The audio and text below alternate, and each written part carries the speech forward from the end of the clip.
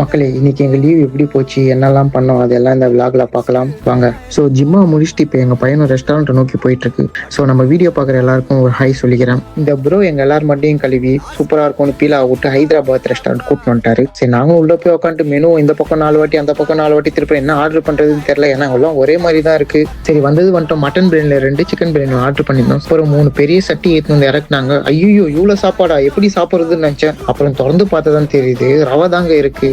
இதுக்கால நம்ம ஊரு காசுக்கு 800 ரூபா பே பண்ண அப்படின்னு மனசுல நினைச்சுக்கிட்டு சரி பசியில குருமா ஊத்தி சாப்பிட்டோம் பாருங்க.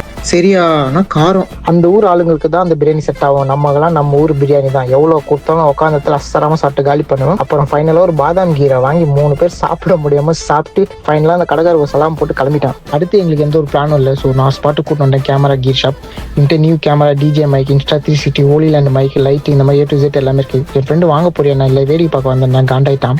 மோஸ்டா நாங்கள் லீவ் வெளியே போனா எதுவும் பர்ச்சேஸ் பண்ண மாட்டாங்க. ஏன்னா எங்க கையில காசு இருக்காது. ஸோ வெளியே வெயில் அதிகமா இருக்குன்னா உள்ள ஏசி காத்து வாங்க கடை கடையா பொறிட்டு கிடக்கும். அப்புறம் நாங்க எல்லாம் ரொம்ப டயர்ட் ஆயிட்டோங்க. ஸோ ரீஃப்ரெஷ் ஆகலான்ட்டு டீ குடிக்க துபாய் நோக்கி கிளம்பிட்டான். டீயை வாங்கி குடிச்சிட்டு இப்பதான் ஒரு ரிலாக்ஸா இருக்குதுன்னு சொன்னேன். அப்படியா, இந்த வண்டியை ஓட்டுன்னு சாவி கொடுத்துட்டாரு. அப்புறம் வேற வழியில மாட்டிக்கிட்டான். நான் தான் ஓட்டி ஆகணும். அப்படியே இங்க பண்ணா சுத்திட்டு இங்க பிக்ஸின்னு ஒரு ஷாப் இருக்குங்க. இங்க எப்பவுமே ஆஃபர் போடுவான். சரி, என்ன போட்டிருக்காங்க பார்த்துட்டு அப்படியே நைட்டு டின்னருக்கு சென்னை ரெஸ்டாரண்ட் கிளம்பிட்டோம். என்னென்ன இருக்குன்னு கேட்டேன். டிஃபன் ஐட்டமா சொன்னாங்க. பிரியாணி இருக்கான்னு கேட்டேன். மதியம் பிரியாணி இருக்குன்னாங்க. நேற்று பிரியாணி இருந்தாலும் பரவாயில்ல கொண்டு வாங்க அப்படின்னா அதுல 65 வச்சு சாப்பிட்டதுக்கு அப்புறம் தாங்க எனக்கு அந்த டேவே ஃபுல்ஃபில் ஆன மாதிரி ஒரு ஃபீலு.